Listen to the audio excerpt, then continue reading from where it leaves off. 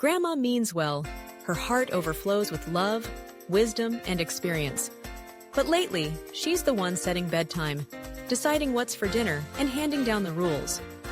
As a parent, you start to feel invisible, your voice drowned out by good intentions. Is this overstepping or simply overhelping? Let's respectfully untangle the emotional knots that come when elders take over parenting, when grandparents live under the same roof or are deeply woven into daily routines. The lines between generations can blur fast. Elders often step in from a pure place of love, eager to nurture, teach, and protect.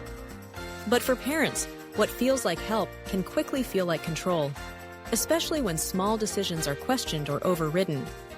For the children caught in between, the result is often confusion. One adult says yes, the other says no. The rules seem to change, not just from day to day, but moment to moment. This dynamic leads to a silent buildup of resentment and power struggles. Parents may start tiptoeing around, unsure when to speak up. Grandparents, sensing distance, may double down on their involvement, trying even harder to help.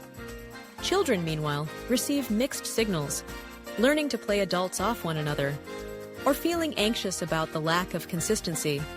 What looks like disrespect is often just unspoken expectations and missing boundaries. From a psychological standpoint, elders often find renewed purpose in helping raise the next generation.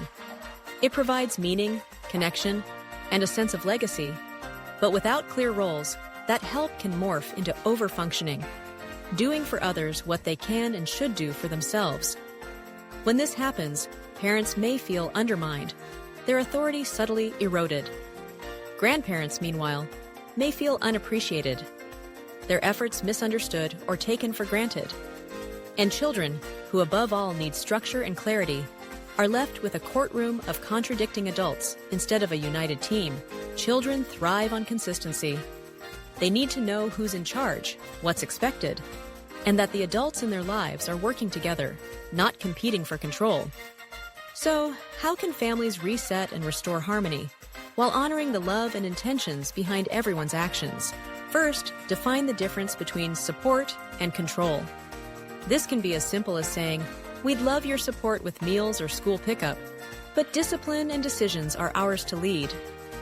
It's about inviting help in specific areas, while gently but firmly drawing boundaries around others. Second, hold a family reset meeting. This isn't about blame or confrontation. It's a chance to align as a team. Ask questions like, what roles make us all feel useful and respected? Listen to everyone's perspective. Sometimes grandparents step in because they sense a gap or want to ease a burden. Naming roles and responsibilities out loud helps everyone feel seen and valued. Third, create a safe feedback loop. Schedule regular check-ins, maybe over Sunday breakfast or a quiet walk. Ask, what's working for us as a team? Where do we need to adjust? Keep these conversations low pressure and open. The goal is not to criticize, but to collaborate. When love turns into control, even accidentally, everyone loses clarity.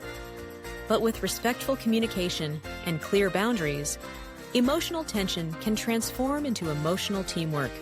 Families are strongest when every member's voice is heard and every role is honored. Have you ever had to reset family roles? What worked for you?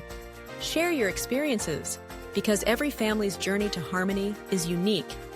And remember, healthy boundaries aren't walls, they're bridges to better understanding.